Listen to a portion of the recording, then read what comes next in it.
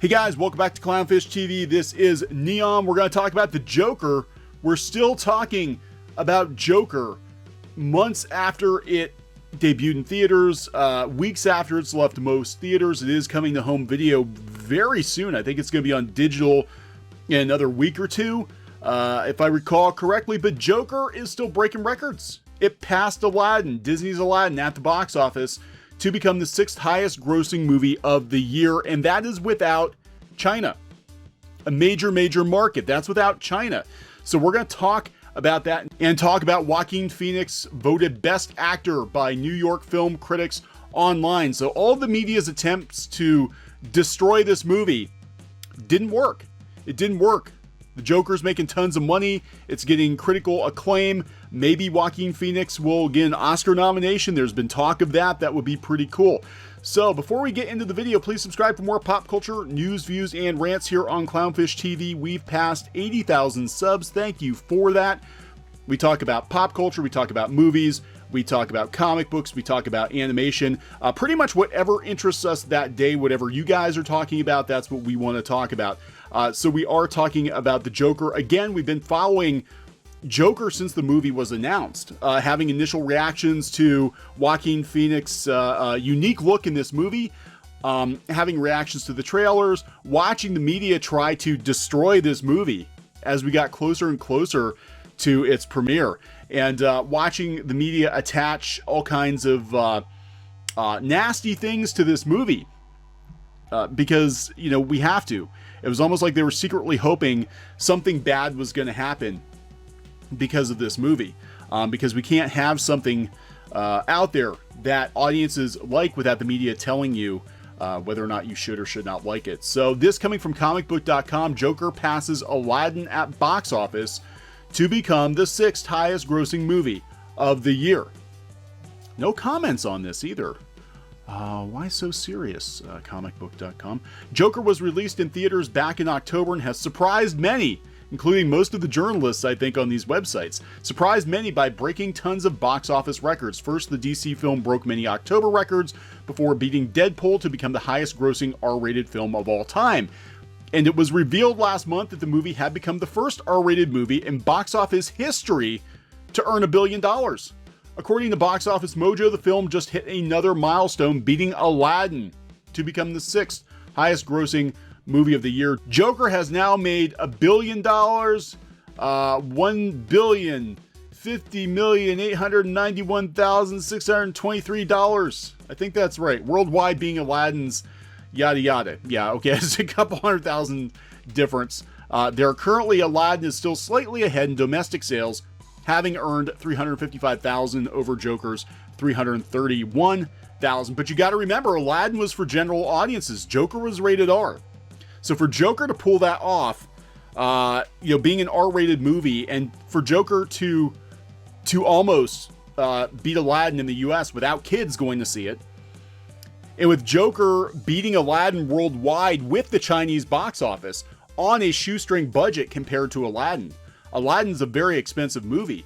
Joker only costs like $50 million to make. I mean, I don't have $50 million, but for a comic book movie, it's very cheap. In fact, all estimates seem to indicate that the Joker is the most profitable comic book movie ever.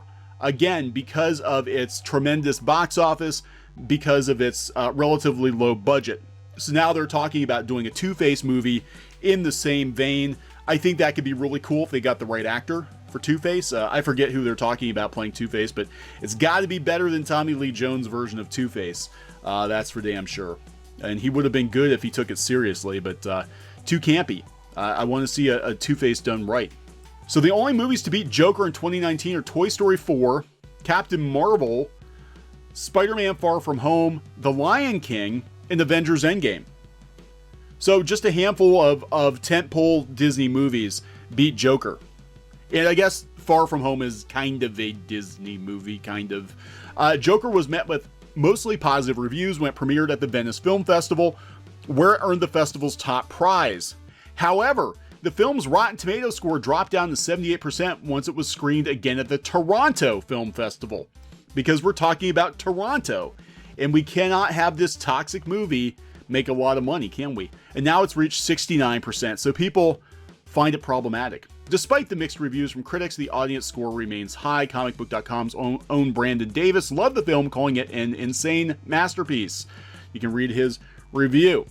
I can tell you what most of the complaints were, and we talked about this. If you go out to Rotten Tomatoes, they're divided along political lines. A lot of people are like, well, this movie is just glorifying a white male and toxic masculinity, and we had sites like Comic Book Resources talking about how the Joker became the Joker because of toxic masculinity, and that this movie was going to incite violence, and yada, yada, yada, yada, yada. You know the drill. You know the drill. And thankfully, the movie was in and out of theaters without any major problems. There were some minor incidents. Meanwhile, there's a machete incident in the UK they tried to attach it to Frozen, but it had nothing to do with Frozen 2. It was actually about a gang movie over in the UK. But nothing happened with the Joker that I'm aware of. So Todd Phillips' bold creative vision is evident in every frame of Joker, matched only by Joaquin Phoenix' incomparable interpretation of this iconic character. What they and everyone who worked on the film created has clearly resonated with audiences worldwide. This is a statement from Warner Brothers. We congratulate them and our colleagues at DC on reaching this extraordinary benchmark.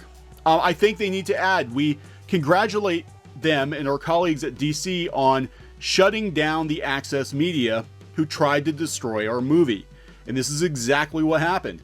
The Access Media tried to destroy Joker. They tried to trick Joaquin Phoenix into saying something they could use to write endless articles about how awful this movie was and how awful Joaquin Phoenix was. And Warner Brothers rightly shut them down hard.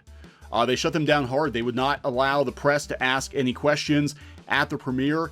And in fact, they had their marketing person, Blair Rich, very, very smart woman, going out and addressing a lot of the concerns that I don't think general audiences had about this movie, but that the media had about this movie.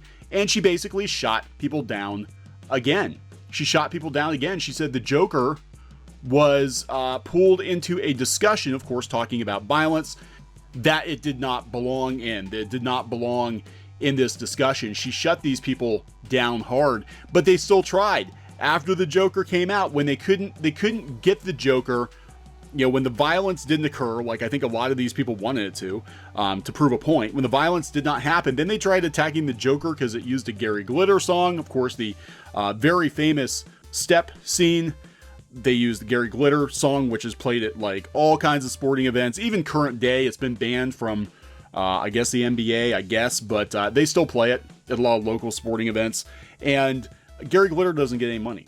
He doesn't get any money for that at all. So that got shot down. And then they tried to retroactively, some of these comic book sites tried to retroactively say that the Joker, that all the fans of the Joker missed it. The Joker was all about toxic white males making the Joker the awful person that he was. And haha, the joke's on you. And of course, that wasn't the filmmaker's intent either. Basically, the movie succeeded despite the media's attempts to destroy it. And they're pissed. They're pissed off because they couldn't control it, and it beat out some Disney movies. It beat out some Marvel movies, and it was done on a shoestring. It made more money. It probably made more money for the studio than Avengers Endgame did. Now, you have to factor the merchandising into that too, because, Avengers stuff, they're going to sell t-shirts and toys and all that. Now, that's one thing that Blair Rich did say. She said they were very responsible with the marketing of the movie because it was an R-rated movie, and I agree with that. They did not issue Joker toys, Joker t-shirts, Joker Happy Meals. We didn't see Joker Happy Meals for an R-rated movie. But I just want to point out, compare that to all the Deadpool merchandise that was available. I'm not even really talking about live action Deadpool.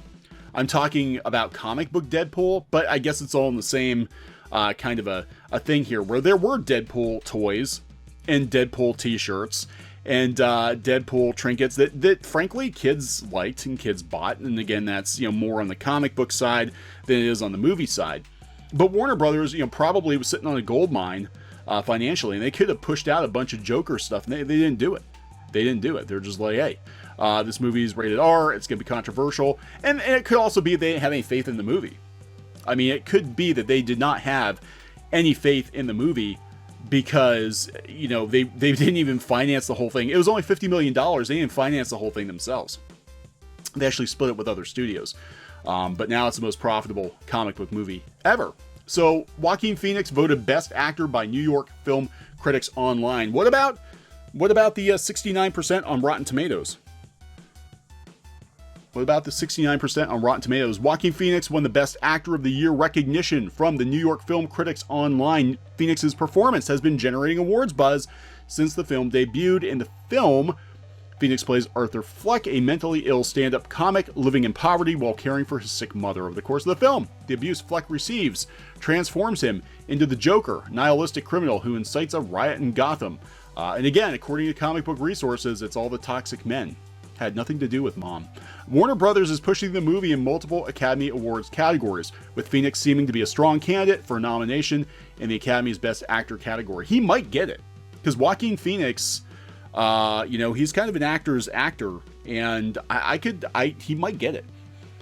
He might get it, because it seems like everybody who touches the Joker, of course, with the exception of Jared Leto, everybody who touches the Joker is usually a AAA actor. You know, you had Jack Nicholson, you had Heath Ledger, who won after his death, but I could totally see Joaquin Phoenix walking off with some kind of award for this character. Best Screenplay, Parasite. Interesting. Best Ensemble Cast, Knives Out. Hey, to be fair, I have people telling me that Knives Out is actually pretty decent. It's actually a pretty decent movie, and I think Rian Johnson, you know, we've said this before, I think he's an okay director when he's doing his own thing. He just shouldn't be let anywhere near an established franchise with established characters. And Rocketman, best use of music. Haven't seen that yet. I want to see that really badly, though, but I haven't seen it yet. Okay, so I'm going to wrap this one up, guys. We're going to have more videos later today. Very interesting to see this happen. I don't know if this is a movie that anybody wants a sequel to. There was sequel talk. It was premature. I don't know if they can top this one or not. This might be a one-and-done movie, and instead it looks like Warner Brothers is maybe looking at doing other standalone Batman villain movies. I'm just hoping they don't tie it into Robert Pattinson's Batman, because I don't think that's going to go well. I really don't think it is. Talk to you guys later. Thinking about printing your own comic books, graphic novel, or manga? We recommend our friends over at PrintNinja. We've been using PrintNinja as long as they've been printing comics, and both the quality and price is excellent. Mention Clownfish TV and get an additional 5% overrun of your book order quantity printed for free. For free! That's free books, people. Just mention this offer on the phone or in the additional information box on the quote request form. That's printninja.com, or click on the link in the description below. Hey guys, thanks for watching Clownfish TV. Please consider supporting the channel. Go to clownfishsupport.com. That's clownfishsupport.com. And if you want to join our community, go to clownfishtalk.com. That's clownfishtalk.com. Please subscribe, ring the bell for notifications. We will talk to you next time.